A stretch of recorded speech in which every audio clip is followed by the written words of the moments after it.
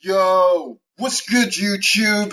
It's your boy, Madonna Saigon, aka Axel Rose, aka Xbox King, aka the only Xbox fan on YouTube, keeping it real, and we're finna talk about this gaming.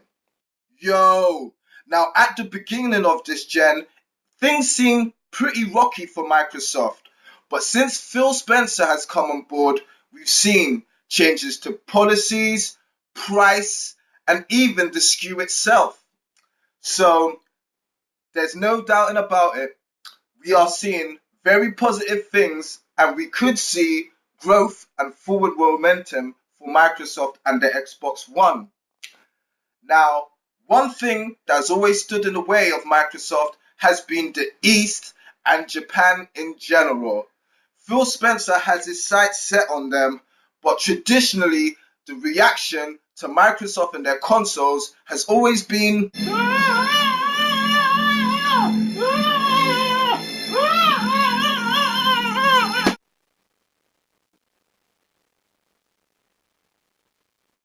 okay. It's pretty safe to say that Japanese gamers aren't too into the Xbox. But let's take a look at that. With the 360 on release, Microsoft enlisted the help of Dragon Ball creator Akira Toriyama-san to create the RPG classic Blue Dragon. They even went as far as getting their own exclusive series Lost Odyssey and having other exclusives such as the Tales franchise. They even released ahead of the PlayStation 3 and managed to get their hands on the Japanese giant Monster Hunter exclusively to console. And still no dice. Now, what happens when having a great product backed up by a great service, backed up by even greater marketing, just doesn't bring success to fruition? The Xbox 360 was kind of a testament to Japanese gamers' disdain against Microsoft.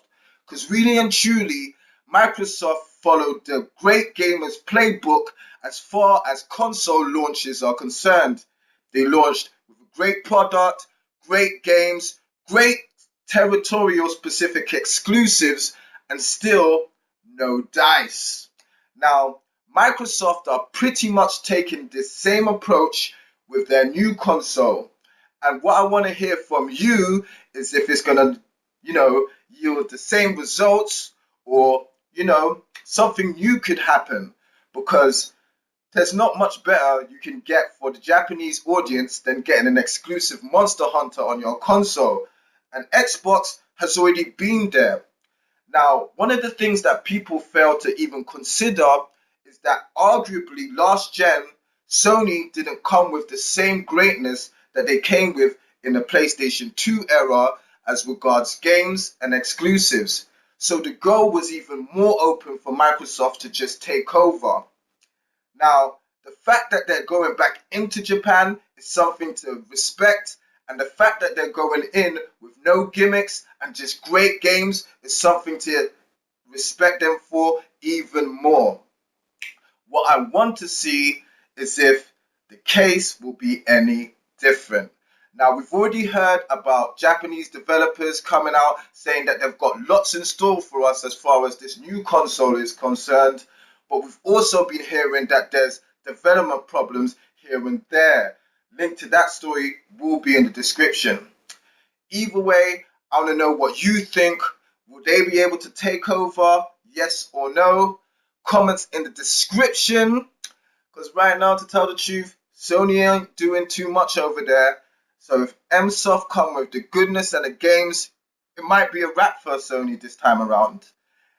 Anyway, I'd like to give some shouts out to my boys in the Thunderdome, Grimpachi, Joey Luciano, Dread, Matt, the whole team. Also like to give a shout out to my boy Next Gen 720. And yeah, everybody keep it gaming, like, subscribe, comment, all that goodness. Yeah!